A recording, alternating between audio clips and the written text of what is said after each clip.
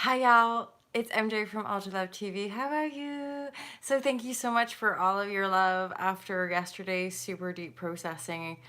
And yeah, it's really nice to get to know some of this community better just by reading your comments and feeling the hot love vibrashe. And I got to say, it all fascinates me. Life in general fascinates me. And this is the second time going live. I made a joke about how yesterday in the share, it randomly it just paused with my face and it happened again today. So I feel like it's the phone or something's going on. Isn't there like something around Mercury retrograde offering us challenges when it comes to communication? Anywho, that's not the expertise. Intuish, collective intuitions, and offering some insights around the energy that we're in right now.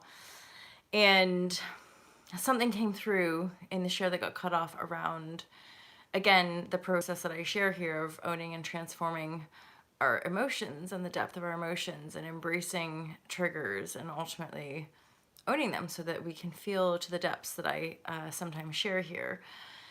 And on the other side of feeling to those depths through self-care and through just being really kind to ourselves, we can rise up. We can have higher, more joyful, more elevated experiences. So it's just embracing the totality of our existence, embracing, yeah, the fullness. And ultimately, the way I see it, it's like physics. You know, the deeper we go, the higher we rise. So the more that we can kind of endeavor what some of you might perceive as suffering in yesterday's share, to me, that's just a transformational process. That unless I can honor those kind of depths of pain and sadness and despair and unworthiness and disempowerment and enslavement and what have you, then I can't reach to higher heights. So denying the emotional depth of our beingness it doesn't necessarily serve us, right? And this is a huge part of this Scorpio new moon energy, is a greater awareness now around our emotional body, and also the duality or the polarity of that is our greater clarity in our choosing. So you can think about plummeting or diving to the depths in an ocean. On the surface, it could be a huge effing storm, and yet the deeper you go into the ocean, the more still, the more calm, the more clear it becomes. And then that's our ability to choose in the here now presence.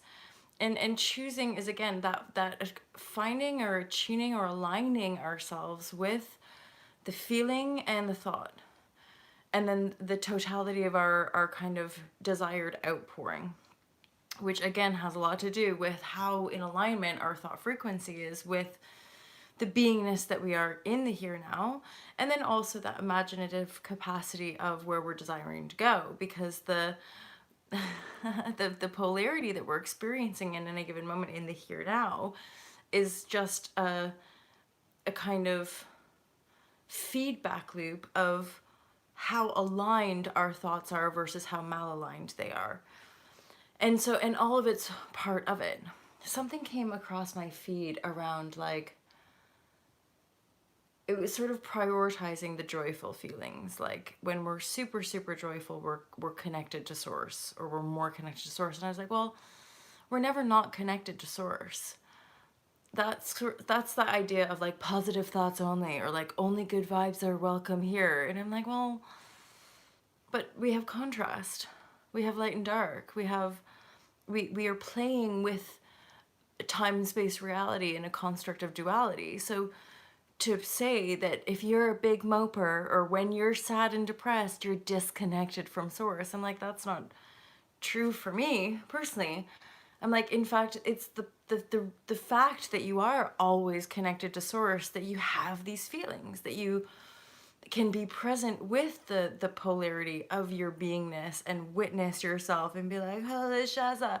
And this is part of the allowing ourselves to feel and to be triggered and to own it, and then allow the waves and the storms to come through, is that unless we let ourselves sit and process and feel and, you know, release the mental grip of our control ultimately, for me personally, the more joyful life becomes on a whole.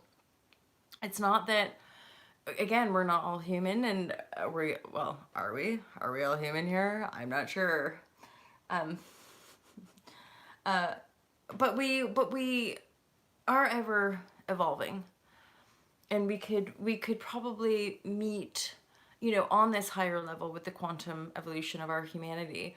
It's likely that we're just going to be able to meet with more common ground, more commonality in our speciesism, in our ability to, like, okay, so that's not working. What can work? And if a narrow path or a narrow construct is limiting us and limiting our thriving here, then it's simply in our choosing something broader. Which, in my experience, again, with all this self love mumbo jumbo, it's really lovely to feel lovely. It's really lovely when we're feeling up and we're feeling great. Like last night when I was dancing on the dance floor. I went out last night, it was really fun. So it's really nice to feel up like that, but sometimes we need to go low to rise ourselves back up. And again, that's part of having community and having people in our lives, is that we reflect things to one another. Those of you, we might say, like, oh, so I get the comments of, like, you just need to block people or hate on people. And I'm like, yeah, but that's not my process particularly. Having space or having distance or consciously choosing is one thing. And yet, when we're engaging, or when we have a certain respect, or simply put, when the trigger comes, because that's another thing as well. Sometimes there's just no trigger, right? Like, there's no, people can troll or spew hatred and there's no trigger, but if there's a trigger, there's something there to witness, to reflect on, to look at. And if it rings true, it rings true, and then we can process that. But if we just keep always slam people for this, that, or the other, and or the again, the kind of, that's blame and attack, but we also have the base tone of codependency, where we're seeking, where we're trying to hook into people. And then oftentimes in empath, we have that kind of, like, our neediness wound or our people pleasing wound of somehow feeding into people's suffering because we feel bad about it. And we want to make them feel better about where they are. But if there isn't a clear exchange, or if that exchange doesn't feel good, or if it feels like a pattern, if you're like, wait a minute, what do I owe you? Or how am I obliged to this issue? Like, if there's that sort of thing, then you can walk away. That's part of having this community and endeavoring this sort of path, and learning as much as I learn in my 3D reality, learning in these higher dimensional exchanges, as far as me noodling with things that maybe not a lot of people in 3D construct can noodle on. At the same time, what I've got to reflect is, like, so going to the depths, continuous, and i.e. the process that I share in the Fearless Life Guide, really is an acceleration, and it really does, like, mind blow my mind blow me all the time. And what I'm recognizing too is that there is great, and this is part of, we don't know one another's exact mind and imagination. And when we try to imprint one another, we try to kind of force feed an ideology or a thought construct onto other, there's distortion there, because we're essentially not allowing free will. So other kind of leaders in that regard really need to be able to be what they are, and be in their integrity, and be their unique self, and be their unique creatorship, right? Without trying to, hook in and get people to buy into this or that, or, what have you. And I say those words being like, that's kind of what ultra love does. But, but that was part of the trigger of yesterday, is like, I'm letting go even more. This is my little world. This is my desired reality. It would be nice if, for me personally, my little girl dream, if more people became vegan, if more people unplugged from mainstream, if more people wanted to get spiritual and or connected to themselves. That would be great, because I'm happier than I was when I was not those things. So it's like, hey, why not, right? But then there's many multitude of ways of existing in this reality without trying to be like, you all need to practice what I... No, right? So we can go into those depths, but the beauty is that with the acceleration and with, a soul tribe alignment, we continue to biofeedback and find greater clarity. And that is the true beauty of depth, of Scorpio, of transformation, and in our quantum rising. So here is part of the, again, the polarity of some of the depth that y'all witnessed in yesterday's video, was that regardless of being a bit tender and raw yesterday, it was like, I feel like going out. And fortunately, there was a friend going out. There was this cool event in Bristol, and it was a collection of like experimental musicians and artists. And I had the moment, that little kind of weird moment of like social anxiety of like, what am I doing here? This is bizarre. But you ease up on that. And eventually flowing and having good conversations with people. And like, of course, you guys, well, this is the thing, you guys don't know what I'm necessarily like in my 3D reality, but like, it was amazing because I was able to talk to people about things like paradigm shift and social change. Because after these last sort of 10 years, as it were, of like inner work and coming away from trying to fit into the world, and then doing all this yoga, meditation, vibrashe, and you know, and ultimately in that guided part of my life, manifesting support, stability, career. So that's part of me taking this next leap. And I know regardless of your guys' perceptions or what have you, I'm like, I have full faith in that how I've been guided to this next level. I'm just still working out the underlying bass tones that are potentially limiting me and are just very much limiting me to just walking into that continued evolution of my own path. And yet yesterday was such a beautiful polarity of like the depth of just like, what is life? And then riding out the energies and going out and just going right up to the like, yeah, people are fucking awake, man. People are aware, even if they don't know it. And like the younger generation, and I don't even want to fucking put us into brackets and holes and compartments of age and gender or any of that, but people are beautiful. And oftentimes we just have to go on a bit of a journey to find that respect of our own beauty and of our own acceptance, of our own love, and then we re-emerge in the world. Essentially, we kind of go back into that 3D reality and really, really see the beauty in it and the joy in it and see that it really is perfection. And this whole idea of manifestation is to me, again, and maybe that's part of writing the book and broadcasting and stuff, is that without getting all too out there with all of it, it's really about us being able to just feel better in the beingness that we are in the here now. And that's something that did kind of a fascination point for me, was how the vulnerable shares when I'm upset or when I'm having an emotional storm, again, it's part of the healing process that I share with you. It gets momentum. It seems to trigger people. And what I'm aware of, just making this point, is that I'm very aware of not aligning myself in the suffering, if that makes sense to all y'all who watch this. But that we can easily, in the polarity of our rising, get triggered by people's joy or assumptions or what have you, and yet align ourselves with the suffering of, yeah, oh, woe is the empath, or woe is the new paradigm community, or the life is, or world is just shit, and the matrix is this horrible thing. And it's like,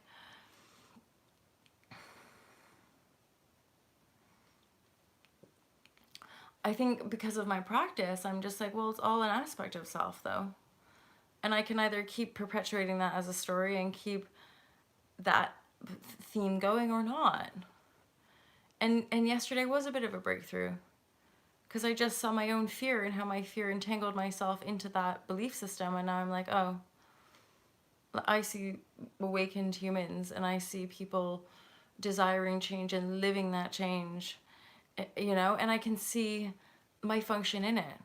And I can see my ability to step into that and speak my truth with integrity, where 10 years ago there was no chance in fucking hell of that happening. And not that I'm necessarily saying it's a 10-year process or any length of time necessarily, but all it ever is our choosing to be in the here now present and choose consciously the most aligned thoughts. And here's the thing, again, with aligning our thoughts in our sovereignty, is that it's important for us to align our thoughts regardless of the circumstances and regardless of other people. And that's part of our underlying codependent patterns when it comes to where we're not. We buy into certain collective agreements about relationships or about any other construct, and those programs run until they don't run anymore. And it's only recently that I've had a breakthrough around that, of having an experience where I know my past pattern would have been in one way and it's not that.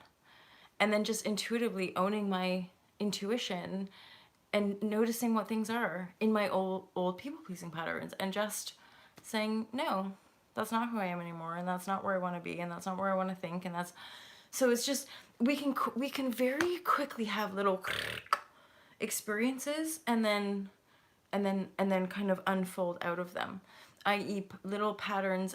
What I'm noticing as well is the patterns just get shorter and shorter, and they don't have to be as kind of toxic, you could say. They don't have to be as intense. And then on the higher level, new patterns of evolution, of support, of worthiness, of true friendship, of a greater alignment, as it were, going out into the world and having smiling, happy people, and being one of those as well. So there's, yes, depth in our healing, but within that depth, clarity in our choosing. And that, again, is part for me of the process of our own embodiment. I'm also really aware of, again, how we align ourselves with unity consciousness and potentially try to hook in and then think we know what other is. That is something that is I'm noodling with, as it were, as a bit of a false construct, and also, again, like a layer of control, domination, and or codependency, where we kind of infiltrate and assuage and play games and things like that. It's very, very subtle.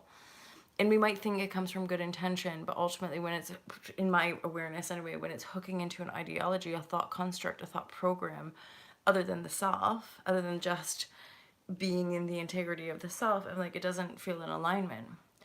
Because it then requires all of these things and potentially all of these people to line up in a certain way to cover up the wound, basically, right? And that is, something that we might assume. When we biofeedback in these, what I'm increasingly aware of, you can only see me where you are, but we shan't assume anything about other people's journey, where they've been in their consciousness and where they haven't been. That's just our egoic arrogance and in that separation veil. Oh, you could never have done this with other, or you could never have gone this deep, or what, and I'm just like, oh, but like I said in my share yesterday, like we don't walk in each other's shoes, and we don't live in each other's hearts. And from that piece of unity, I think in our ego, often we can try to think that we can. Intuition, from my perspective, it's more about offering of the self, of the purity of the self, and the joy, and the love, and navigating this journey from a place of grace, ultimately, versus like shady exchanges, trying to get random things from one another, and or attacking and blaming one another for how we feel, and still deflecting the inner work of alignment and love, basically. So thank you guys for your comments. I really appreciate that. So essentially, the Scorpio moon, we're just going deeper, and from, again, you guys can bear witness, because I put myself out there for that purpose. Bear witness to the work. It can be blindsiding. It can kind of hit us out of nowhere, and yet we really own it. We can see where we're still carrying fear. We can see where and ultimately that fear will be blocking our ability to see more clearly. And then last night was awesome, feel really good, and I feel clear in my ability to just keep going in what I do and what I share. So thank you guys. Thank you for being a witness and for sharing some of yourselves. Because now I'm getting this real stride of like, gosh, it's really great to have this community and have these people to noodle with and share with and exchange with. And ultimately, you guys, are just a part of the movement. Not just, but you're a part of this movement.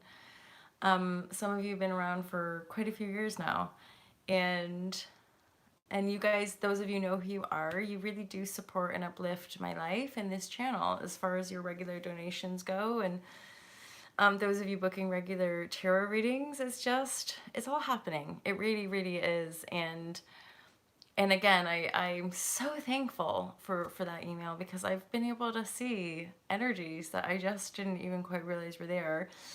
And they were also able to biofeedback a pattern that I was in, another unconscious pattern that I was in, like a people pleasing pattern. And I'm like, I'm getting to that point of not desiring to align in certain frequencies anymore, in victimhood ultimately, and or